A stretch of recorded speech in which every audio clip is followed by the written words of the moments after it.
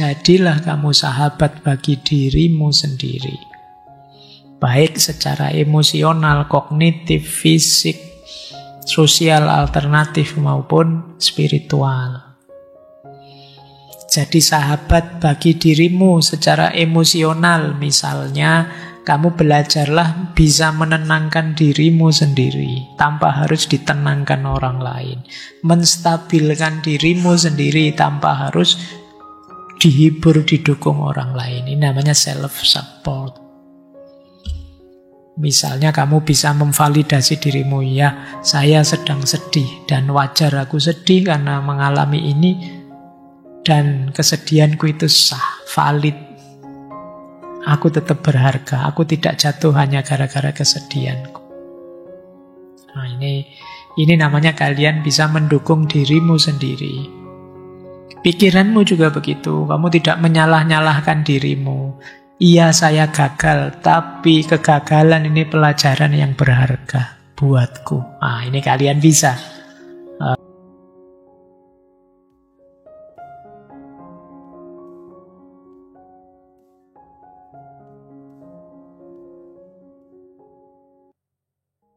Ada istilah crab mentality, mentalitas kepiting.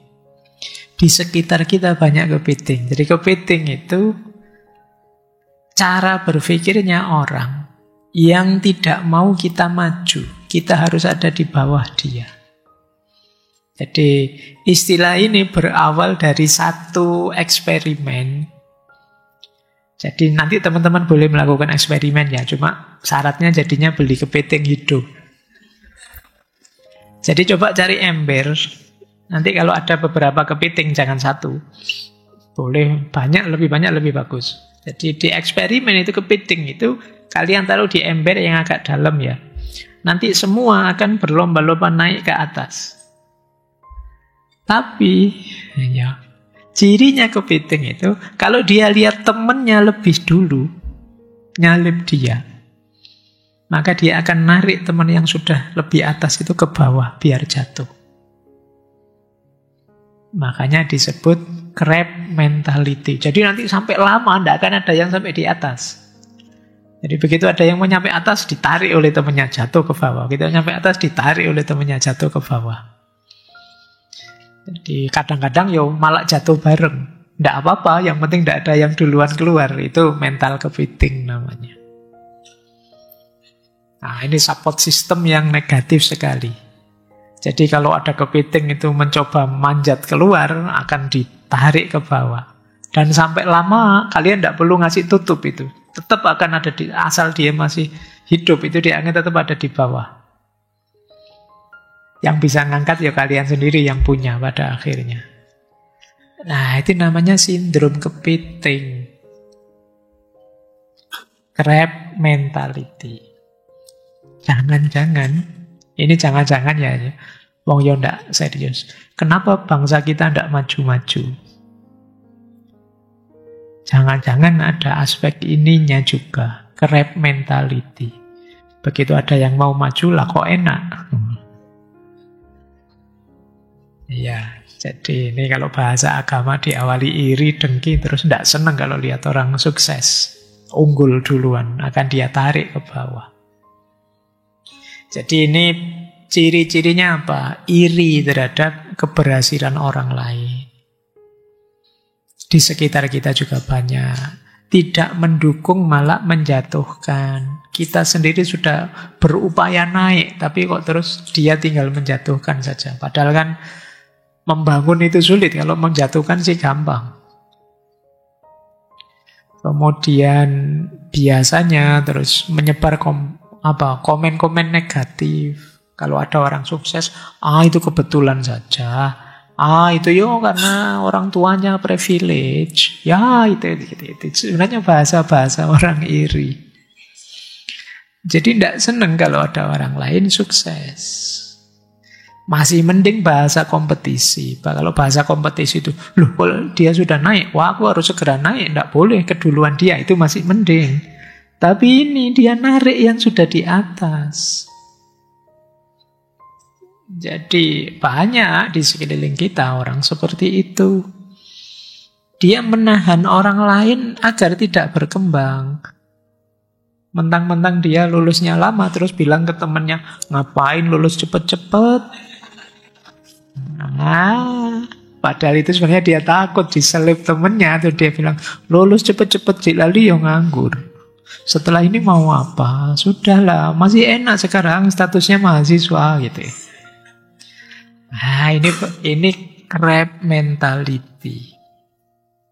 Dia senang lihat orang lain gagal agar dirinya tidak merasa kalah, tidak merasa tertinggal. Bahwa sudahlah, kita sama-sama kayak gini aja lah.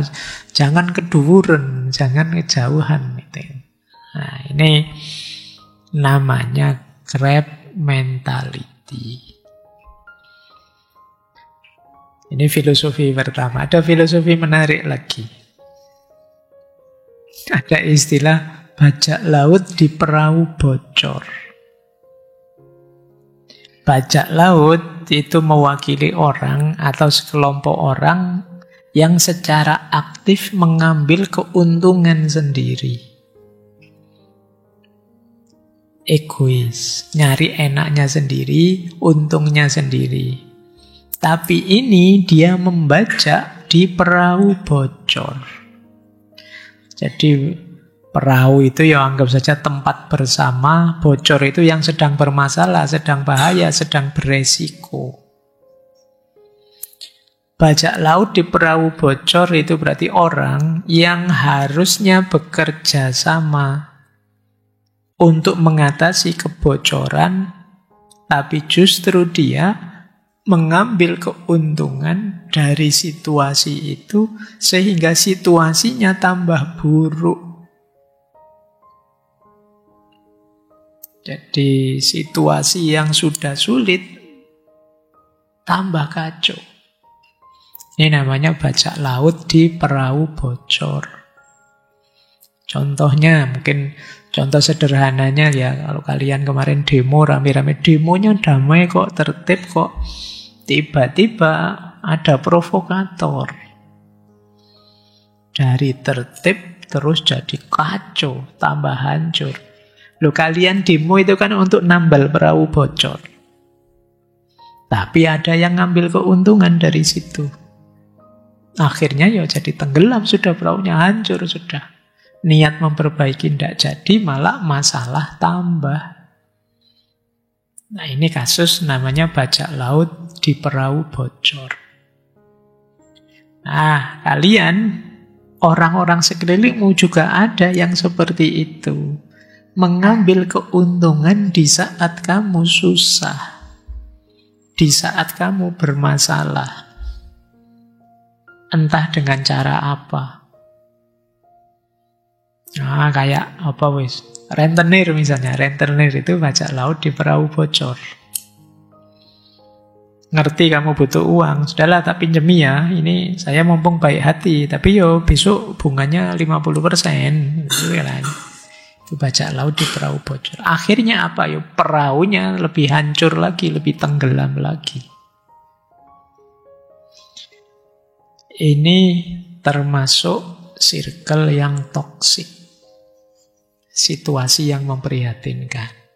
Oke, kalian waspada ya. Yang pertama tadi crab mentality, mental kepiting. Dan yang kedua, bajak laut di perahu bocor. Di sekitarmu mungkin banyak bajak laut dan banyak kepiting.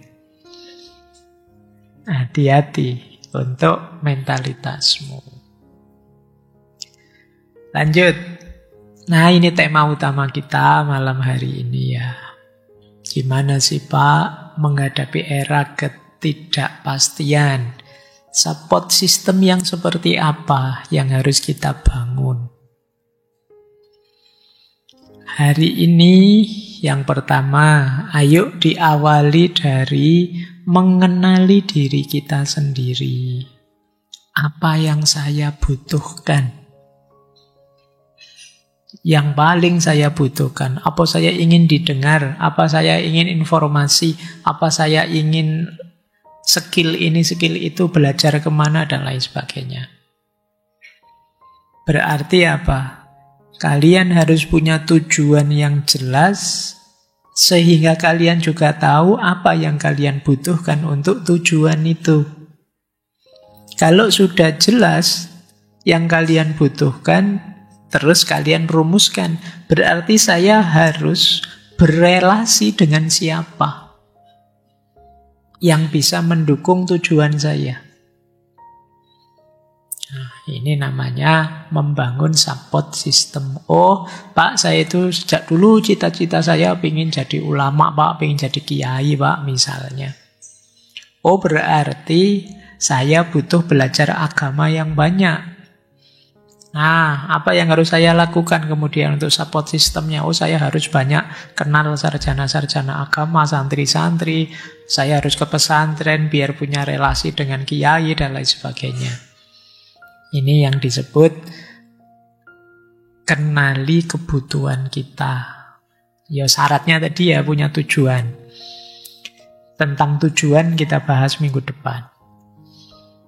Yang kedua, tentu saja pilih lingkungan yang positif. Hindari yang toksik tadi. Hindari juga lingkungan yang penuh gosip. Kenapa? Menghabiskan waktu.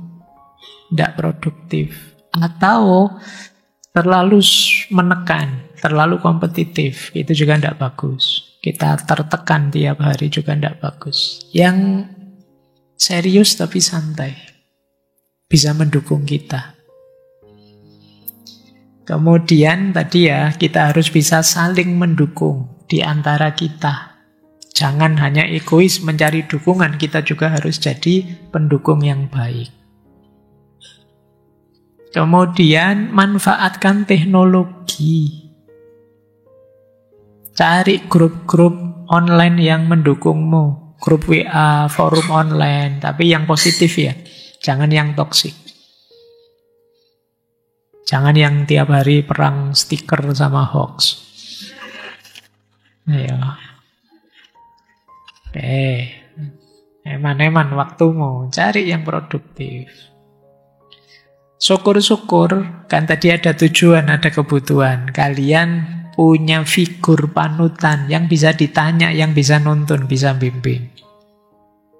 Sehingga bisa jadi penuntunmu di tengah ketidakpastian. Kemudian yang terakhir, untuk support system di era ketidakpastian, jaga kesehatanmu. Lalu kalau kamunya sendiri drop, sakit, gimana bisa didukung? Wong yang didukung sudah loyo. Kalian harus tegak dulu baru bisa didukung. Jadi ini 6 hal ya untuk kita membangun support system. Ada isu lagi sekarang. Pak, sulit saya Pak bikin support system. Ada jalan terakhir, kalau kalian memang benar-benar tidak ada orang lain yang bisa disandari, ada istilah self-support. Nyari sahabat kok sulit? Ya sudah, kita jadi sahabat yang baik bagi diri kita sendiri. Ini namanya self-support. Kemampuan kita memberi dukungan pada diri kita sendiri. Apakah itu emosional, mental, praktis. Kalau tidak ada orang yang bisa mendukung kita, sudah, lingkungan saya toksik semua Pak, gimana ini? Ya sudah, kalau memang sama sekali, jadilah kamu sahabat bagi dirimu sendiri. Baik secara emosional, kognitif, fisik, sosial alternatif maupun spiritual. Jadi sahabat bagi dirimu secara emosional, misalnya kamu belajarlah bisa menenangkan dirimu sendiri tanpa harus ditenangkan orang lain. Menstabilkan dirimu sendiri tanpa harus dihibur, didukung orang lain. Ini namanya self-support. Misalnya kamu bisa memvalidasi dirimu, ya saya sedang sedih dan wajar aku sedih karena mengalami ini dan kesedihanku itu sah, valid. Aku tetap berharga. Aku tidak jatuh hanya gara-gara kesedihanku. Nah, ini namanya kalian bisa mendukung dirimu sendiri. Pikiranmu juga begitu. Kamu tidak menyalah-nyalahkan dirimu. Iya, saya gagal, tapi kegagalan ini pelajaran yang berharga buatku. Nah, ini kalian bisa jadi penghibur untuk dirimu. Aku akan belajar dan berproses untuk jadi tambah baik terus. Self support juga tadi ya, kalian bisa mendukung dirimu sendiri secara fisik. Makan cukup, tidur, olahraga. Karena ya kuncinya tadi di situ. Kemudian sikapmu terhadap dunia sosial, ada pendukung, alhamdulillah. Tidak apa-apa. Jadi aku bisa mendukung diriku sendiri. Nah, ini self support namanya. Dan kita bisa menyambungkannya secara spiritual dengan keimanan dengan Tuhan, dengan nilai-nilai yang kita yakini. Jadi kita mampu memberi dukungan pada diri sendiri, baik emosional, mental, maupun praktis. Ada beberapa tipsnya. Kalau ingin lebih kuat dengan dirimu sendiri, ini bahasa saya ya. Strategis self-support. Strategi mendukung diri kita sendiri. Yang pertama apa? Journaling, nulis. Kalian tidak punya sahabat, ya sudah, curhat lewat tulisan dengan dirimu sendiri. Kalau zaman dulu ada namanya buku harian. Ya, saya yakin beberapa di antara kalian pernah itu mentradisikan buku harian. Meskipun biasanya rajin di awal terus macet di tengah. Tidak apa-apa, kalian hidupkan lagi ya. Tempat curhat yang paling aman itu journaling. Kalian nulis sendiri. Curhat dengan dirimu sendiri. Hari ini aku suntuk sekali. Karena di kampus dosen marah-marah, teman-teman cuek. Pokoknya kamu cerita saja, kamu curhat dengan tulisanmu. Itu banyak meringankan bebanmu. Yo, kalau sekarang kan tidak harus beli buku. Kalau zaman dulu beli buku diari itu ya. Sampai dikasih gembok itu zaman dulu, biar tidak dibaca orang. Saya tidak tahu, masih ada tidak ya itu yang diari digembok. Kadang-kadang sudah digembok kuncinya hilang. Padahal ingin nulis itu. Karena saking khawatirnya dibaca orang, saking privatnya isinya. Nah, nanti kalian buka ya, kalau pulang ke kampung coba dicek, semoga masih ada diarimu, terus kamu baca sekarang itu. Biasanya kamu terus ketawa-ketawa membaca. Padahal dulu nulisnya sambil nangis-nangis. Ya enggak apa-apa, itu menunjukkan kamu berkembang. Oke, jadi cara pertama itu ya, menulis. Cara kedua, self-affirmation. Pinter-pinterlah bicara dengan dirimu. Aku kuat kok. Aku berhak bahagia kok. Nah, itu jadi kalau kamu merasa bersalah sama orang, wajar saja salah, tapi aku siap memperbaiki kok. Nah, ini self-talk yang positif untuk dirimu. Membuatmu kuat. Kok teman-teman menjauhiku semua? Enggak apa-apa. Tanpa teman-teman pun aku masih bisa bahagia. Emangnya aku yang rugi, mereka lah yang rugi. Nah, itu rodo pede, rodo gaya gitu, tidak apa-apa. Menegaskan bahwa saya masih bisa bahagia meskipun dengan diriku sendiri. Kemudian lakukan ritual-ritual kecil yang membuatmu semakin suka dengan dirimu. Mungkin ngopi, ngeteh, jalan-jalan. Kalau yang religius, sholat malam, puasa Senin Kemis. Itu kan ritual kecil tapi membanggakanmu sendiri tentang dirimu. Membuatmu tambah percaya. Wah, saya yang kayak gini ternyata bisa ya puasa Senin Kemis. Itu kan keren. Jadi membuatmu semakin percaya diri, tambah mantap. Kemudian penting juga kalian bisa dikit-dikit lah teknik menenangkan diri, mindfulness, ambil nafas panjang, fokus, istirahat, ngambil jeda, menemukan makna positif dari hal negatif. Ini membahagiakan dirimu. Termasuk yang paling penting, kenali pola kebutuhanmu.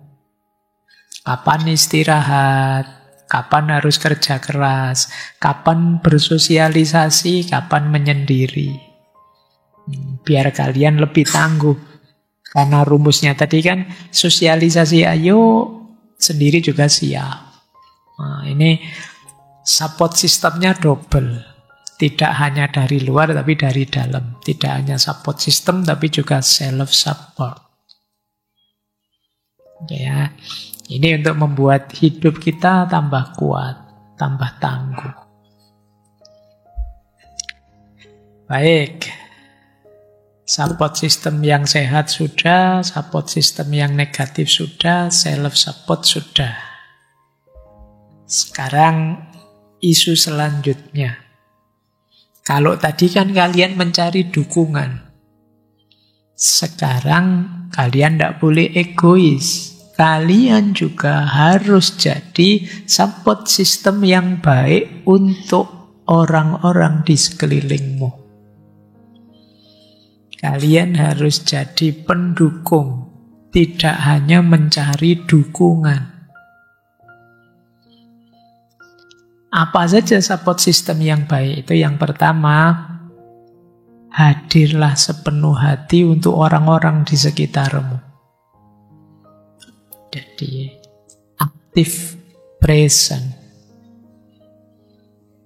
Kadang-kadang orang-orang di sekitarmu itu ingin ditunggui saja, ingin didengarkan saja.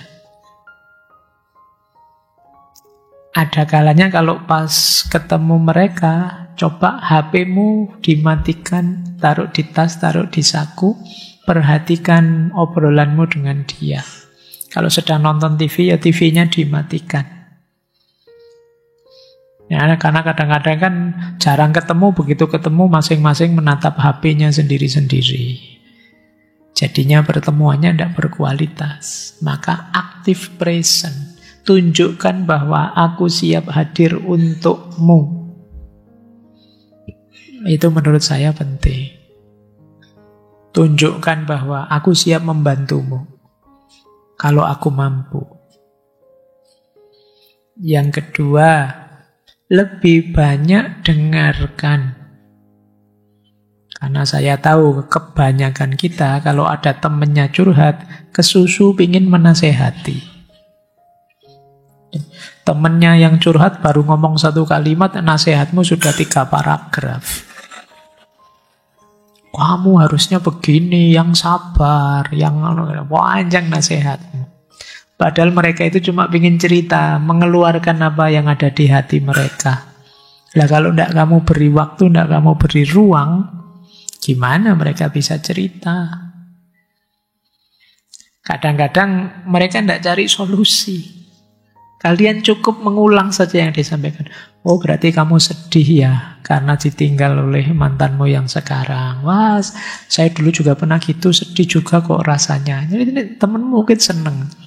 Nggak harus nyari solusinya. Wah, kamu harusnya tetap sabar. Ambil iktibar dari pelajaran tadi. Wah, sekali. Kemantepan. Ya. Kamu menasehati panjang lebar. Padahal kalau kamu sendiri ngalami juga puyeng. Karena apal teorinya saja sih. Karena itu ya kadang-kadang temanmu hanya ingin hadirmu. Yang siap jadi wadah apapun yang mereka rasakan. Kemudian validasi perasaan mereka. Jadi kalau mereka merasa sedih, iya, aku ngerti kesedihanmu. Aku tahu itu berat sekali. Nah, ini. Jangan disepelekan. Alah kayak gitu aja kamu. Nah itu dia sakit nanti dia. Baper karena dia sedang butuh diakui bahwa sedihku ini valid. Gelisahku ini valid. Cemasku ini valid. Saya sering cemas, sering itu. Allah gitu aja cemas. Kamu kurang zikirnya sih, kurang istighfarnya sih. Kita sering begitu. Jadi akui bahwa yang dia rasakan itu sah. Karena memang kita ini manusia. Wajar saja ada sedihnya, ada beratnya hidup. Dan hindari istilahnya toxic positivity. Toxic positivity itu menganggap bahwa yang gagal itu sebenarnya tidak gagal. Yang kalah sebenarnya tidak kalah. Ini namanya toxic positivity. Kalah ya kalah saja. Biasa kok hidup itu. Ada kalahnya, ada menangnya. Jangan biar menasehati orang sebaliknya. Padahal itu negatif, kamu posisikan positif. Dia jadi tertipu nantinya. Kamu bilang, tenang saja. Gagal itu adalah keberhasilan sebenarnya yang tertunda. Nah, itu bisa menipu orang. Nanti besok gagal lagi, gagal lagi. Ya. Jadi mau terang-terangan saja bilang, iya hidup itu memang kadang-kadang ada gagalnya. Kadang-kadang juga gagalnya berulang-ulang. Karena memang kita tidak menguasai hasil. Yang penting sudah kita ikhtiari maksimal. Kan itu lebih menenteramkan daripada kamu. Tenang saja, itu keberhasilan yang tertunda itu. Tertunda sampai kapan? Ya diulang gagal lagi, diulang gagal lagi. Oke, validasi perasaannya. Kemudian, kalau memang dia perlu bantuan, ya dibantu. Tapi ya tanyakan dulu, kamu ingin komentarku enggak? Kamu perlu solusi dariku enggak? Ya kalau temanmu bilang enggak usah, ya sudah. Pokoknya aku selalu di pihakmu. Itu sudah menenteramkan temanmu. Baik. Terus termasuk tadi ya, kalau kalian jadi support system, jaga batas. Support system bukan berarti kalian harus siap terus sih. Jangan sampai kamu bantu temanmu lepas dari kesusahannya, berakhir kamu sendiri yang drop. Ya kamu jaga kesehatan mentalmu juga, kesehatan fisikmu juga. Bukan berarti 24 jam sehari kamu siap. Nanti bisa masalah. Jadi kalian harus juga ngukur kekuatanmu. Kemudian pastikan kalian aman. Jangan menghakimi, jangan menggosipkan bahan yang kalian dapat, apalagi membocorkan ceritanya kemana-mana. Orang sudah percaya padamu, makanya dia cerita. Hargai itu dengan merahasiakannya. Meskipun dengan isyarat jangan. Kadang-kadang kan kita itu gaya. Kalau teman yang itu, aku tahu rahasianya. Cerita dong. Oh jangan, saya sudah. Nah, itu ya mancing-mancing kamu sendiri kayak ngomong. Nggak usah dipancing-pancing begitu. Ya diam saja. Karena kadang-kadang kita gaya. Kamu nggak ngerti. Aku lebih tahu, dia curhat padaku kemarin. Cerita dong. Oh nggak boleh, kan harus rahasia. Ya podo wae, itu mancing-mancing. Kamu sudah dipercaya, harusnya bisa dipercaya. Biar nggak kena trust issue nantinya. Terus kalian hebat jadi support system bukan dengan membuat orang bergantung padamu, tapi membuat dia mandiri bisa menyelesaikan masalahnya sendiri. Kalian hanya nuntun mengarahkan. Jadi kamu menguatkan dia, aku percaya engkau bisa. Aku selalu di pihakmu, aku mendampingimu terus, ayo berjuang. Nah ini, biarkan dia mandiri menyelesaikan masalah, bukan kamu yang menyelesaikan masalahnya. Engkau hanya supportnya, pendukungnya. Karena kalau kalian yang menyelesaikan, nanti lama-lama dia tergantung. Tidak jadi mandiri. Berarti kalian bukan support system yang baik.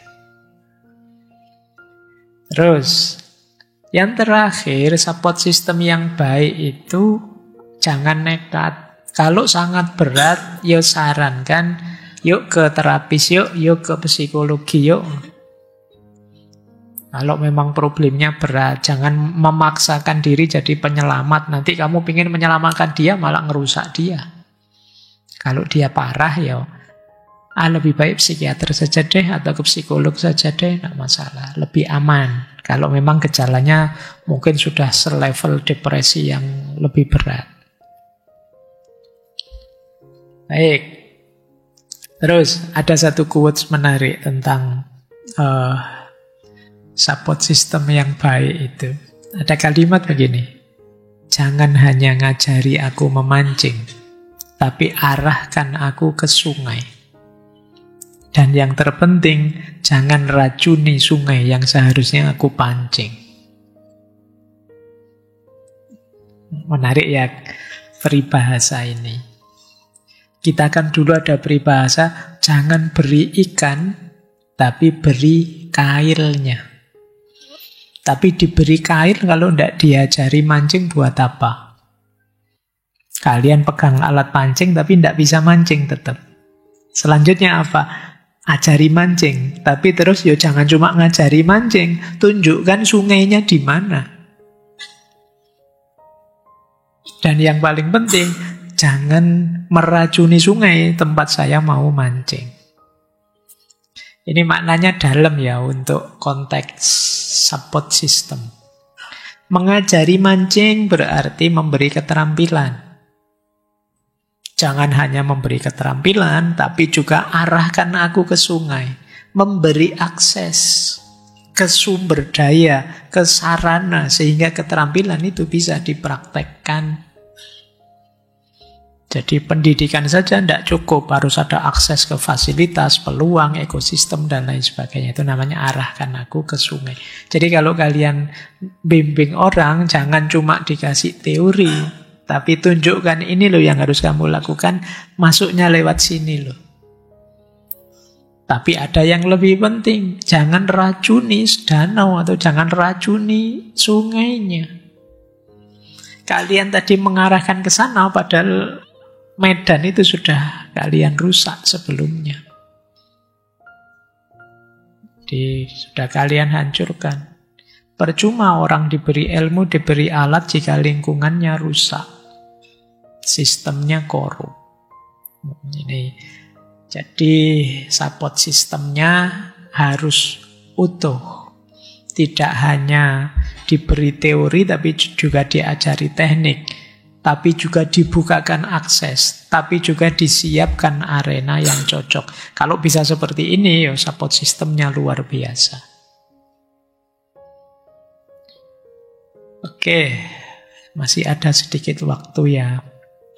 Dari semua tadi saya ingin masuk sebentar. Kalau ada yang tanya dalilnya support system, itu hadis ini sebenarnya. Al-mu'minu lil mu'mini kal bunyan yashuddu ba'duhum ba'dun. Itu haknya kurang mim. Seorang mukmin terhadap mukmin yang lain itu seperti bangunan. Yang satu menguatkan yang lain. Jadi kita ini harus seperti bangunan saling menguatkan. Kita saling jadi support bagi sesama kita. Aku pendukungmu, engkaulah pendukungku. Ini dalam agama ya. Kuncinya apa? Kalau dalam Islam kuncinya 3 untuk jadi support system yang baik. Yang pertama ta'aruf. Wa ja'alnakum syu'uban wa qabaila li ta'arufu. Saling memahami, saling mengenal di antara kita. Tidak mungkin kita bisa jadi support system yang baik kalau kita tidak saling kenal, tidak saling paham. Kalau kita saling tertutup, kalau kita saling abai, apalagi saling benci, tidak mungkin kita saling jadi pendukung. Kalau sudah saling memahami, Yang kedua ta'awun. Wa ta'awanu 'alal birri wat taqwa wa la ta'awanu 'alal ismi wal udwan. Salinglah tolong menolong dalam kebaikan dan ketakwaan. Nah, ini baru kita mulai saling mendukung. Saling mensupport tadi, ta'awun. Tapi juga jangan lupa kita manusia biasa. Kadang-kadang juga salah, keliru, alpa, khilaf. Di antara support system yang kita jalankan antara lain adalah tawasau. Wa tawasau bil haq, wa tawasau bis sabr. Jadi ini rumusnya support system ya kalau saya dalam Islam. Ta'aruf, ta'awun, dan tawasau. Saling memahami, saling bekerja sama, dan saling menasehati.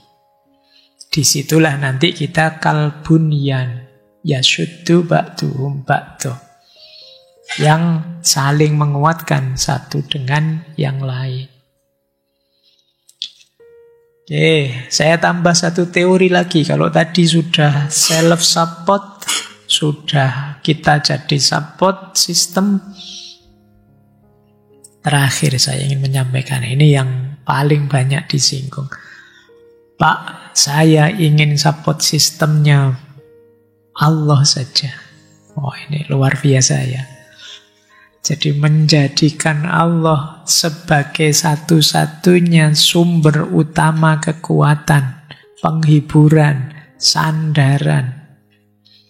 Bukan hanya manusia. Bagus dan memang pokoknya di sini. Tapi nanti kita bahas dulu sebentar, biar tidak salah paham. Ini nanti kalau dihubungkan dengan konsep Islam, itu nanti berhubungan pertama dengan tawakal.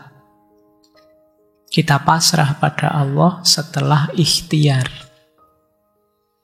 Yang kedua berhubungan dengan tauhid. Iyyaka na'budu wa iyyaka nasta'in. Ngapain Pak saya minta tolong orang? Allah saja. Satu-satunya saya menyembah dan minta tolong adalah Allah saja. Dan yang ketiga zikir. Ala bi dzikrillahi tatmainnul qulub. Kalau kita mencari ketenangan hidup, zikir. Nah, seperti apa Allah sebagai support system? Ya, di situ saya jelaskan ada unsur emosionalnya, ada unsur eksistensialnya, ada unsur moralnya, ada unsur praktisnya. Unsur emosional, kesadaran kita bahwa dengan dekat pada Allah, hati kita tenang. Dan kita tahu Allah lebih paham luka hati kita bahkan sebelum kita mengucapkannya. Allah adalah Al-Latif, zat yang maha lembut, yang tahu sampai detail kecil kelembutan, termasuk hati kita. Yang kedua, kenapa Allah kita jadikan support system? Karena Allah akan senantiasa membersamai kita, sementara manusia pada akhirnya akan meninggalkan kita. Jadi lebih pokok, lebih ultimate.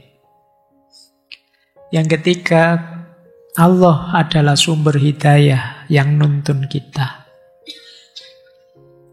Dan yang keempat, di level praktis keseharian ada banyak ibadah yang bisa jadi katarsis, yang bisa jadi pendukung kita dalam situasi sedih, susah, misalnya sholat, doa, juga istighfar. Terus, kalau ini teman-teman paham sebenarnya. Karena nanti akan ada, lupa kalau begitu semua konsep support system tadi gunanya apa? Kalau pada akhirnya, sudahlah, pasrah pada Allah saja. Jawabannya di sini. Jadi karena Allah juga sudah menetapkan sunnatullah. Termasuk tadi sunnatullah kita ini makhluk sosial. Jadi Allah sebagai support system itu nanti kan berhubungan dengan kita mengenali batas kita, memperkuat, memperluas batas kita, dan pada akhirnya memasrahkan batas kita kepada Allah. Pak, berarti saya tidak perlu minta tolong pada manusia dong, saya minta tolongnya pada Allah saja. Cara membacanya tidak seperti itu. Kenapa? Karena di antara bentuk pertolongannya Allah adalah dengan hadirnya orang lain. Misalnya, ya Allah, saya tidak pinter urusan agama. Tunjukkan padaku mana yang benar tentang urusan agama ini. Loh, itu petunjuk yang diberikan Allah dalam bentuk apa? Ya, dalam bentuk para ulama, dalam bentuk Al-Quran, dalam bentuk kitab-kitab. Jadi tidak bisa kita, pokoknya semuanya saya kembalikan pada Allah saja. Iya, tapi ada mekanismenya. Di situ saya kasih kalimat, melupakan Allah memang tidak boleh. Itu namanya kita kufur. Tapi kita merasa saya tidak perlu pertolongan siapapun. Hati-hati, kadang-kadang jatuhnya bisa sombong. Jadi, iya, mari kita jadikan Allah sandaran dengan memperbanyak doa, zikir, sholat, tawakal. Dari situ kita mendapat penguatan. Tapi selain itu, mari kita juga menggunakan sebab-sebab yang disediakan oleh Allah agar beban kita lebih ringan. Persahabatan itu ya anugerah, pertemanan ya anugerahnya Allah, keluarga yang baik ya anugerahnya Allah. Jadi kita didukung mereka, mencari dukungan pada mereka, itu natural saja, sunatullah saja. Jadi mari kita anggap manusia, profesi, fasilitas apapun itu adalah sarana-sarana yang diberikan oleh Allah. Pak, saya tidak mau bertanya pada manusia. Saya langsung tanya pada Allah. Ya apa Allah terus jawab? Nah, jawabannya lewat mulutnya para ulama, kitab-kitabnya mereka, kan begitu. Jadi gunakanlah sebab yang sudah disediakan oleh Allah untuk mengatasi kesulitanmu.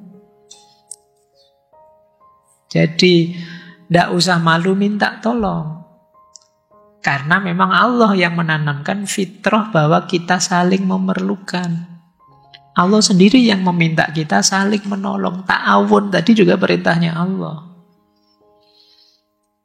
Oke ya, ini biar tidak salah paham. Bahwa iya, kita semua pada akhirnya pasrah sepenuhnya pada Allah. Tapi jawaban Allah antara lain kita juga menggunakan sebab-sebab yang sudah disediakan oleh Allah. Ada satu cerita sufistik yang menarik. Jadi satu ketika ada orang yang mengeluh pada Allah. Ya Allah, bagaimana katanya Engkau Maha Penyayang? Di sana ada orang miskin, di sana ada orang sengsara, di sana ada banjir. Mengapa engkau tega? Kenapa engkau tidak memberi solusi terhadap problem kesulitan itu? Ya karena ini anekdot. Terus Allah jawab, lu sudah. Apa ya Allah solusimu terhadap problem ini? Lu dengan aku menciptakanmu itu. Yang akalmu sehat bisa mikir, yang kekuatanmu lengkap bisa memberi kontribusi sumbangan. Jadi, ya dengan menghadirkanmu dengan segala kemampuanmu itu juga solusi dari Allah. Dengan keragaman kemampuan kita semua, saya ngerti filsafat, kalian ngerti teknik, di situ kita jadinya saling membantu. Ini yang disebut sunnatullah. Iya, kita kembali pada Allah semuanya. Kalau tidak ke sana namanya kita kufur. Tapi solusi hidup ini juga diberikan oleh Allah dalam bentuk sunnatullah. Maka minta tolong pada orang lain itu sunnatullah. Menolong orang lain itu ibadah. Kalian ketika berposisi sebagai support system, ibadah. Menolong orang. Ketika kalian memerlukan support system, itu wajar, alami. Itulah sunnatullah, karena kita manusia banyak kekurangan, perlu dukungan dan bantuan orang lain. Kalau sudah semua ikhtiar dijalankan, pada akhirnya puncaknya support system adalah Allah saja.